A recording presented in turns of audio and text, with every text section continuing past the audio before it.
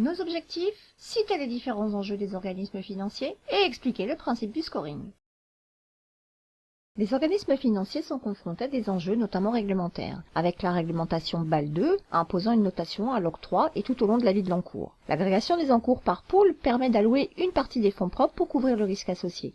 Cette allocation doit être la plus faible possible pour pouvoir disposer des fonds propres et les rentabiliser. Et il y a aussi des enjeux économiques, pour lesquels le maître mot est proactivité, par l'intermédiaire de l'anticipation des coûts de défaut pour connaître le coût global des encours octroyés, prévision de la marge dégagée par la production de crédit et les valeurs des provisions à passer, ces actions conditionnant le montant des bénéfices. C'est la connaissance du client qui permettra à l'organisme financier de pouvoir faire des projections et donc de prendre des risques à proposer un service ou non.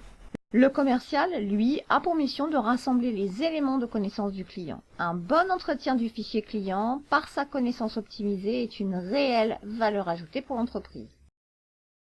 Comment répondre à ces différents enjeux? Étudier le dossier client ne suffit pas. Il faut utiliser un outil appelé scoring. C'est un système de notation qui comprend différentes évaluations. Celle du risque final, celle du risque d'échéance et enfin celle de l'historique client.